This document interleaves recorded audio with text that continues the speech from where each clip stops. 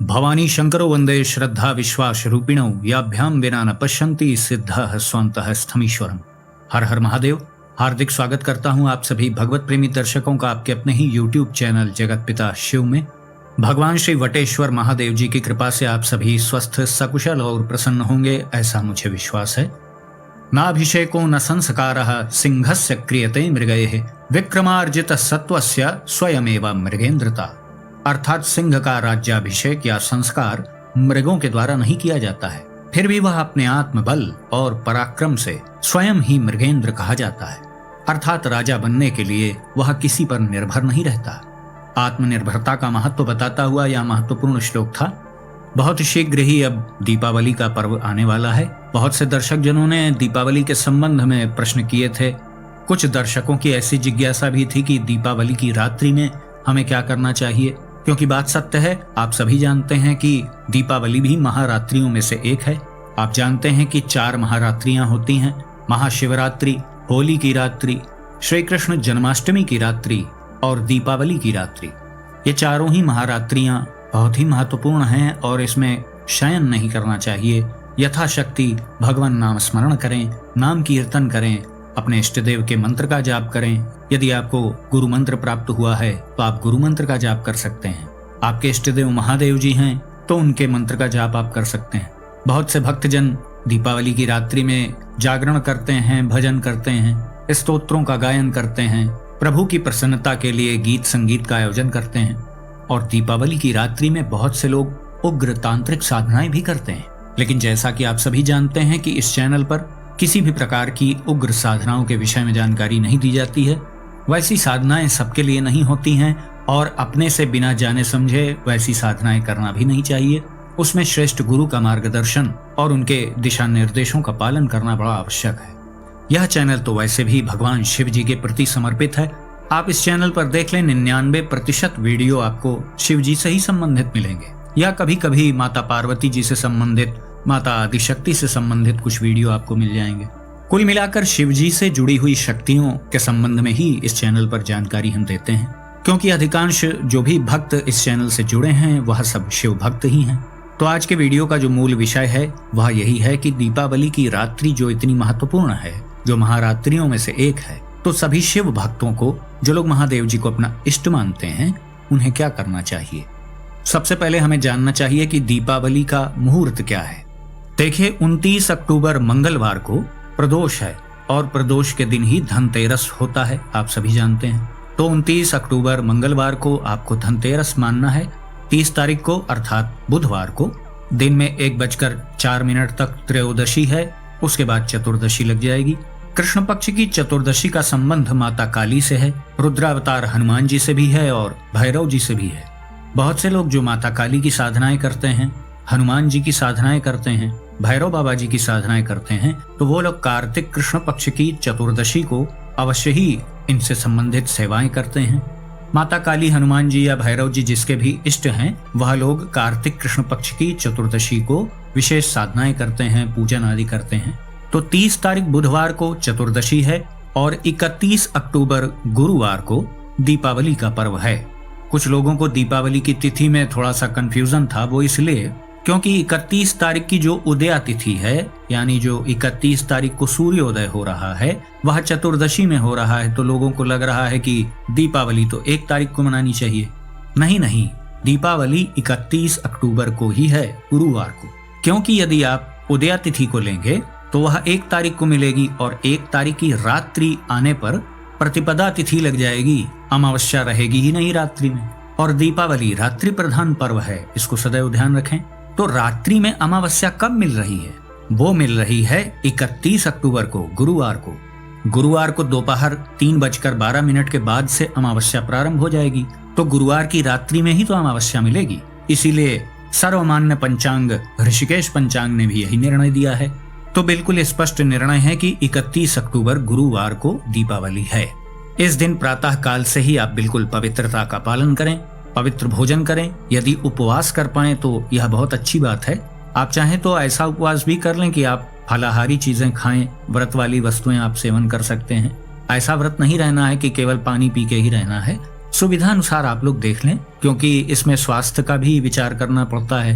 ऐसे बहुत से साधक साधिकाएं हैं जिनको उपवास रखने में दिक्कत है, फिर भी यथासंभव बिल्कुल पवित्रता का उस दिन आप पालन करें, पवित्र वस्त्र धारण करें। क्योंकि यह चैनल शिव भक्तों के प्रति ही समर्पित है और अधिकांश शिव भक्त ही इस चैनल से जुड़े हैं, तो मैं यही मान के चलता हूँ कि आप सभी लोग दीपावली पर भगवान शिव जी की ही साधना करेंगे। तो उस संबंध में ही आगे मैं आपको जानकारी दे रहा हूँ। फिर भी आपके कोई भी इष्ट देव हों, आप दीपावली की रात्रि में उनके निमित्त जाप कर सकते हैं, नाम कीर्तन आदि कर सकते हैं। यदि आप नियमित रूप से प्रातःकाल शिवालय जाते हैं भगवान शिव जी की पूजा के लिए, उनका जलाभिषेक करने के लिए, तो उस दिन भी आप पवित्र वस्त्र आदि धारण करके जाएं। कुछ विशेष सामग्रियां भी आपको ले जाना चाहिए, यदि आप कर सकें तो करें। बिल्वपत्र आप ले जा सकते हैं, मंदार का पुष्प आपको मिल जाए या उसकी माला मिल जाए तो उसको आप अर्पित कर सकते हैं। दीपावली के दिन बेला का इत्र माता लक्ष्मी को भी अति प्रिय है, उनको भी चढ़ता है। और दीपावली के दिन बेला का इत्र आप महादेव जी को भी लगा सकते हैं। वैसे तो कभी भी आप लगा सकते हैं, लेकिन मुख्य रूप से भगवान शिव को तो खस का इत्र प्रिय है। लेकिन दीपावली का विशेष महत्व है कि बेला का इत्र उस दिन प्रभु को आपको लगाना चाहिए, और बेला का इत्र बहुत आसानी से मिल जाएगा। मैं इस बात में थोड़ा गंभीर रहता हूँ कि जो भी सामान लें प्रभु को अर्पित करने के लिए वह शुद्ध हो, पवित्र हो, अच्छी स्थिति में हो, क्योंकि नकली इत्र भी मिलते हैं। तो इसलिए आप देख करके लें। अच्छे क्वालिटी का होगा तो वो थोड़ा सा महंगा होगा, और जब अच्छी गुणवत्ता वाला इत्र होगा तो वह बहुत समय तक चलेगा, क्योंकि वह बहुत थोड़ा सा ही लगाने पे बहुत महकता है। तो बेला का इत्र जरूर आप दीपावली के दिन के लिए ले लें, क्योंकि वह माता लक्ष्मी जी को भी चढ़ेगा, गणेश जी को भी चढ़ता है, और शिव जी को भी आप प्रातःकाल मंदिर जाएं तो चढ़ा सकते हैं। वैसे शिव जी को इत्र लगाने का सही तरीका ये है, थोड़ा सा 1-2 बूंद बस, बहुत थोड़ा सा ही हाथ में लेना होता है, उसको लेकर के शिवलिंग पर हाथ से मलना है। इस तरीके से शिवलिंग पर इत्र लगाया जाता है। अच्छे से इत्र को शिवलिंग पर मल देना चाहिए। इसके अलावा प्रभु का पंचामृत से अभिषेक कर पाए तो बड़ी अच्छी बात है। शिवालय में भी कर सकते हैं आप, यदि चाहें तो अपने घर के पूजा स्थल पे भी ऐसा कर सकते हैं। यदि अपने घर से बने हुए कोई मीठे पकवान आप कोई नैवेद्य प्रभु के लिए ले जाएं मंदिर में अर्पित करने के लिए, तो यह भी बहुत उत्तम है। अधिक से अधिक आप जो कर पाएं वह करना चाहिए आपको। अब बहुत से दर्शक ऐसा कहेंगे कि हम तो शिवालय प्रतिदिन जाते नहीं, तो यदि आप नहीं जाते हैं तो आप अपने पूजा स्थल पर इन विशेष सामग्रियों के साथ पूजन कर लें तो भी अच्छी बात है। या आप प्रतिदिन नहीं जाते हैं, दीपावली के पर्व के दिन विशेष रूप से जाना चाहते हैं तो जा भी सकते हैं, उसमें कोई समस्या नहीं। अब बात आती है सायंकाल की पूजा की, जब प्रधान रूप से श्री गणेश जी और माता लक्ष्मी जी का पूजन होता है। तो उसका मुहूर्त क्या है? देखिए, लक्ष्मी पूजन सदैव स्थिर लग्न में ही उचित होता है। तो 31 अक्टूबर गुरुवार को सायंकाल 6:27 के बाद से वृषभ लग्न प्रारंभ होगा। वृषभ लग्न स्थिर लग्न होता है। शाम को 6:27 के बाद से 8:23 तक वृषभ लग्न रहेगी। तो इस बीच गणेश जी का, लक्ष्मी जी का पूजन सर्वोत्तम है। 6:27 से 8:23 लगभग 2 घंटे का यह समय है। तो इस बीच ही प्रधान रूप से जो श्री गणेश जी और माता लक्ष्मी का पूजन होगा उसे आप संपन्न कर लें। या हो सकता है आपके घर में कोई पंडित जी आते हों या पुरोहित जी आते हों, वो पूजन कराते हों, तो इसी समय अवधि के बीच आप पूजन कराने का प्रयास करें। लक्ष्मी पूजन सदैव स्थिर लग्न में होता है, वृषभ लग्न स्थिर होती है, और हर वर्ष लगभग इसी समय 6 से 8 के बीच में दीपावली का मुहूर्त रहता है। यदि स्वयं से आप पूजन करें तो कुछ पूजन की विशेष सामग्रियां आपको रखनी चाहिए। दूर्वा की घास गणेश जी को अति प्रिय है, वह उनके लिए अवश्य रखें, लेकिन ध्यान रखें माता लक्ष्मी जी को बिल्कुल भी दूर्वा की घास भूल से भी न चढ़ाएं। कमल का पुष्प अवश्य अर्पित करें माता लक्ष्मी जी को और गणेश जी को भी। मुख्य सामग्रियों में यही सब है। कुमकुम, रोली, अक्षत, पुष्पमाला, धूप दीप दिखाएं, नैवेद्य अर्पित करें, ऋतुफल अर्पित करें, पान सुपारी अर्पित करें। शरीफे का फल विशेष रूप से माता लक्ष्मी को चढ़ता है, जिसे इंग्लिश में कस्टर्ड एप्पल कहते हैं। माता लक्ष्मी जी के पास भी ऐसा दीपक जलाएं कि वो रात्रि भर जले तो बहुत अच्छी बात है। पूजन कर लेने के बाद आरती आदि करें, मंत्र पुष्पांजलि करें, माथा टेक के प्रणाम करें। आसन से उठने के पहले आसन के नीचे 3 बार आचमनी से जल गिराएं। उस जल को फिर अपने नेत्रों में लगा लें। 3 बार ऐसा करना है। इसके बाद आसन से उठ सकते हैं। यदि कोई आचार्य जी, कोई पंडित जी आपकी पूजा करा रहे होंगे तब तो आपको कोई दिक्कत नहीं है, वो मार्गदर्शन करते ही रहेंगे। प्रसाद ग्रहण करने के बाद आप चाहें तो कुछ देर आतिशबाजी वगैरह कर लें, जो भी आपको करना हो करें।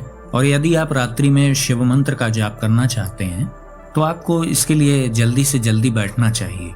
अब आइए जानते हैं कि दूसरा स्थिर लग्न कब मिलेगा। पहला तो वृषभ लग्न था जो शाम को था, जिसमें आपने गणेश जी का और माता लक्ष्मी जी का पूजन किया। दूसरा स्थिर लग्न है सिंह लग्न और उसका समय मध्य रात्रि के बाद है। तो आप लोग कंफ्यूज मत होइएगा, अंग्रेजी तारीख में 1 नवंबर आ जाएगा।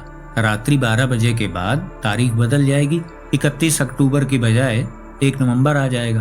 तो जब 12:55 होंगे 12:55 AM, तभी सिंह लग्न प्रारंभ होगी और 3:09 तक रहेगी। 12:55 से 3:09 तक साधना का यह मुख्य समय है। यह निशीत काल का समय भी है और आप सभी जानते हैं कि शिव साधना में निशीत काल का समय बड़ा महत्वपूर्ण होता है, विशेष रूप से रात्रि 12 बजे से 3 बजे के बीच। शिव महापुराण में भी इसका वर्णन है। मास शिवरात्रि और महाशिवरात्रि पर तो यह बहुत ही ज्यादा महत्वपूर्ण हो जाता है। वैसे तो प्रतिदिन ही निशीत काल का बड़ा महत्व है, लेकिन इसका विशेष महत्व मास शिवरात्रि के दिन, प्रदोष के दिन, चतुर्दशी के दिन और महाशिवरात्रि के दिन बहुत होता है। लेकिन दीपावली तो अमावस्या के दिन होती है, तब इसके निशीत काल का क्यों महत्व है? इसलिए महत्व है क्योंकि दीपावली महारात्रियों में से एक है ना। और सिंह लग्न का जो स्थिर लग्न का समय है वह भी निशीत काल में ही पड़ता है। स्थिर लग्न में की जाने वाली जो साधनाएं होती हैं उसका फल स्थिर रहता है और शिवजी की साधना का जो सबसे प्रमुख समय है वह निशीत काल में ही है। आप चाहें तो सायंकाल हल्का आहार ले सकते हैं, सात्विक आहार ही करें। उसके बाद जल्द से जल्द आप साधना में बैठने का प्रयास करें। आप यह न सोचें कि सिंह लग्न का समय हमें पता चल गया है, बस उसी समय हमें साधना में बैठना है। नहीं, ऐसा नहीं है। वह तो साधना का मुख्य समय है, लेकिन आपको रात्रि भर जागरण करना है। प्रातःकाल सूर्योदय होने तक आपको मंत्र जाप करते रहना है। पूरी रात्रि यदि ना करना चाहें तो कम से कम निशीत काल में तो आपको करना ही चाहिए। आपको शिव साधना के निमित्त एक अलग दीपक बनाना पड़ेगा और आप अपना आसन वहीं बिछाए रखें जहां पर आपने पूजा की है श्री गणेश जी और माता लक्ष्मी जी की। वहीं पर एक दीपक और जला लें अपनी साधना के निमित्त। वह भी आप प्रातः काल जब तक साधना करेंगे तब तक वह दीपक जलेगा।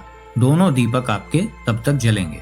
आसन पर बैठकर अपने ऊपर थोड़ा सा जल छिड़कें, प्रभु का ध्यान करें, 3 बार आचमन कर लें। उसके बाद दीपक को प्रज्वलित करें। दीपक जला लेने के बाद उसके चारों ओर 3 बार घुमा करके जल गिराएं, अक्षत पुष्प अर्पित करें और दीपक को प्रणाम करें। अब सभी साधक साधिकाएं अलग अलग प्रकार का जाप करते हैं। कोई प्रतिदिन नाम जाप करता है, कोई मंत्र जाप करता है, कोई नाम मंत्र का जाप करता है, कोई शाब्दिक मंत्र का जाप करता है। तो अपने इष्ट देव के निमित्त आप प्रतिदिन प्रधान रूप से कौन सा मंत्र जाप करते हैं यह तो आपको ही पता होगा, तो उसे ही आपको अधिक से अधिक जाप करना है। यदि आपने गुरु मंत्र प्राप्त किया है तो आपको उसका ही जाप करना चाहिए। बहुत से लोग पंचाक्षरी मंत्र का जाप करते हैं तो वो उसका जाप कर सकते हैं। बहुत से लोग षडाक्षरी मंत्र का जाप करते हैं तो वो उसका जाप कर सकते हैं। प्रधान रूप से दैनिक आप अपने इष्ट देव के लिए क्या मंत्र जाप करते हैं उसका ही आपको जाप करना है। अभिमंत्रित इत्र बनाना चाहें तो जो आप बेला का इत्र ले आए हैं उसे बिल्कुल अपने नेत्रों के सम्मुख रख के आप विशुद्ध मौन जाप करते हुए एकाग्रता से उस पर अपनी दृष्टि को टिका करके रखें उस इत्र की शीशी पर, और पूरी रात्रि एकाग्रता पूर्वक आप जाप करें तो अभिमंत्रित इत्र तैयार हो जाएगा। यदि ऐसा करना चाहें तो ही करें, नहीं तो यदि आप केवल अपने प्रभु की प्रसन्नता के लिए ऐसा कर रहे हैं, मन में कोई लोभ लालसा नहीं है, आपकी कोई भौतिक आकांक्षा नहीं है, तो आप शांति से आज्ञा चक्र पर दृष्टि को जमा कर अपने हृदय में अपने इष्ट देव को धारण करके आज्ञा चक्र पर उनका दर्शन करते हुए विशुद्ध मौन जाप करने का प्रयास करें। विशुद्ध मौन जाप महारात्रियों में करने पर अद्भुत फल प्राप्त होता है। आपने सुना होगा बहुत से लोग कहते हैं कि मेरा मौन जाप बिल्कुल नहीं हो पाता है। तो जो लोग महारात्रियों में ऐसा अभ्यास करें तो उन्हें बहुत आसानी हो जाती है आगे, लेकिन लोग ध्यान नहीं देते इन सब बातों पर। तो आप विशुद्ध मौन जाप करने का अभ्यास करें। यदि आप पहले से ही अभ्यस्त हैं तब तो बहुत अच्छी बात। विशुद्ध मौन जाप का मतलब होता है न होंठ हिले, न जिह्वा हिले, न अंदर कोई स्पंदन हो, बस दृष्टि आपको एकाग्रता पूर्वक आज्ञा चक्र पर केंद्रित रखनी है। बाकी का कार्य स्वतः ही होता है, वह बाहर से सीख करके नहीं किया जा सकता है। जितनी चीजें आपके करने में हैं आप उतनी ही तो कर पाएंगे। जो आपके करने की सीमा से परे है उसे आप नहीं कर सकते हैं, लेकिन जितना आपकी सीमा में है तो आप अधिकतम करने का प्रयास करें तो ही परिणाम मिलता है।